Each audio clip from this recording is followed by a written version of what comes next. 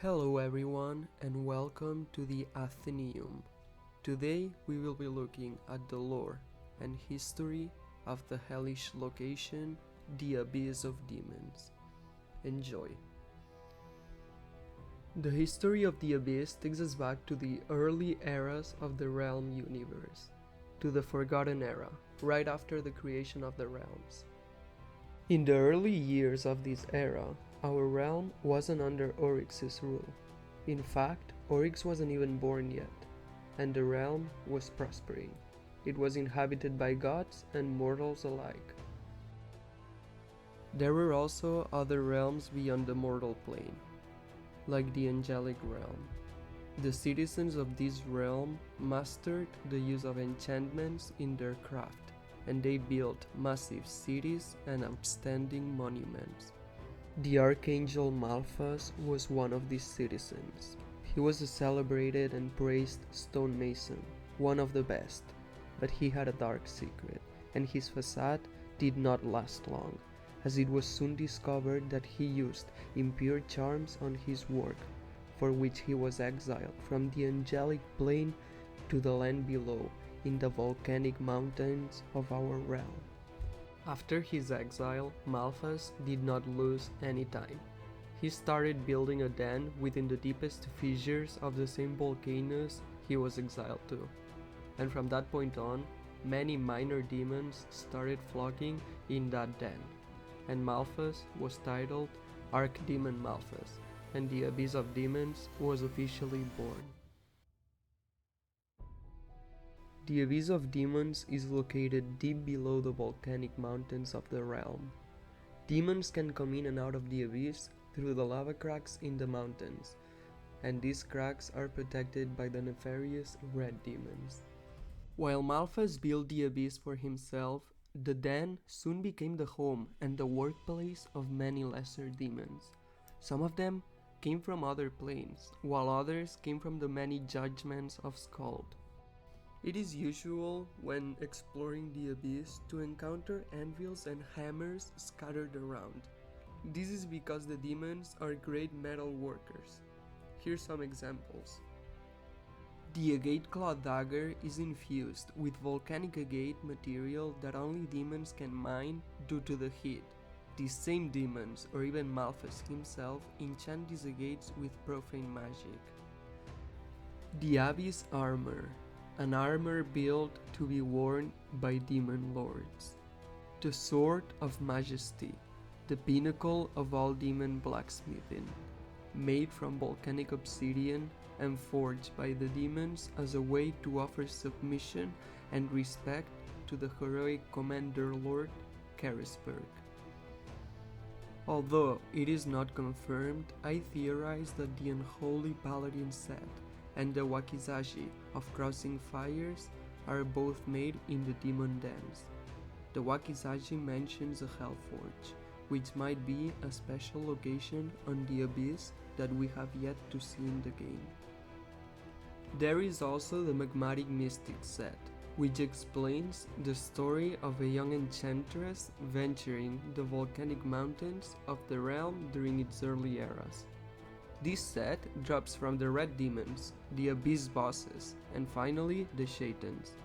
Although Shaitans resides in the demonic dens, he lives closer to the realm's core, a place where not even demons can live because of the unbearable heat. Malphas is not really fond of Shaitans. He knows that the king of the Jinn is not someone to mess with.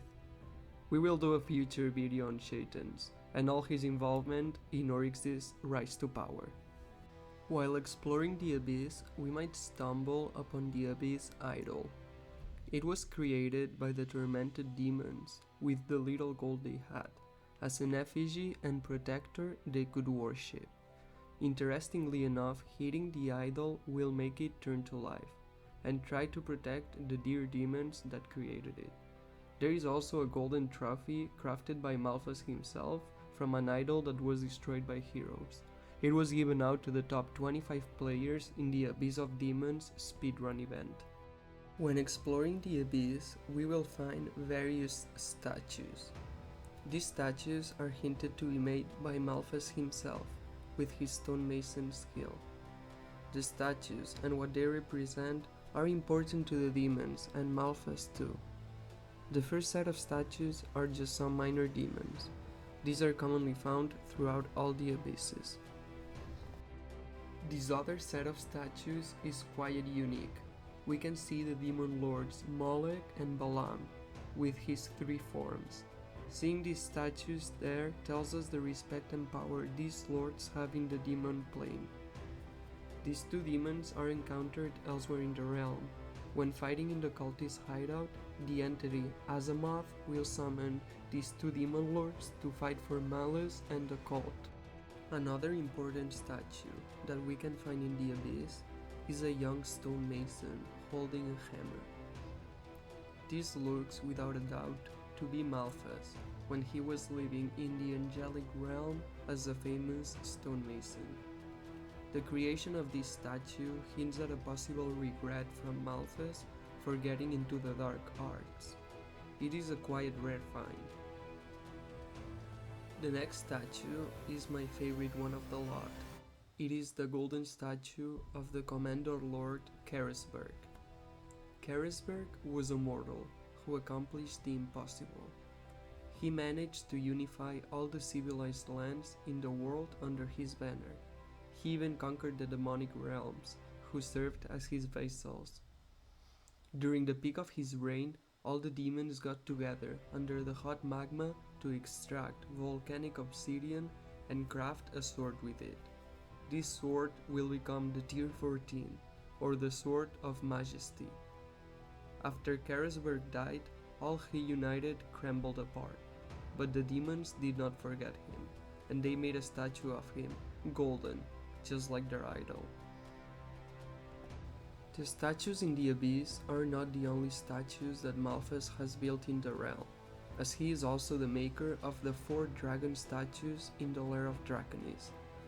While he was secretly crafting those statues, a lot of stone was left unused, so he decided to enchant that same stone into a beast of many fragments. This beast will soon be known as the Rock Dragon. The lore of the abyss is rich, and there is a lot to explore and talk about on the demon side of this story.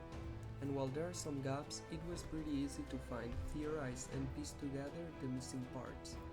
I hope we get some more demon-related content in the future, and maybe we get to see the Hellforge once and for all. This is my first video on the channel, so please feel free to comment, give your opinion, or tell me the next topics you want to see covered. I will also be listening to the feedback very closely and applying it to the future videos. I hope you enjoyed your visit to the Atheneum, and I will see you next time.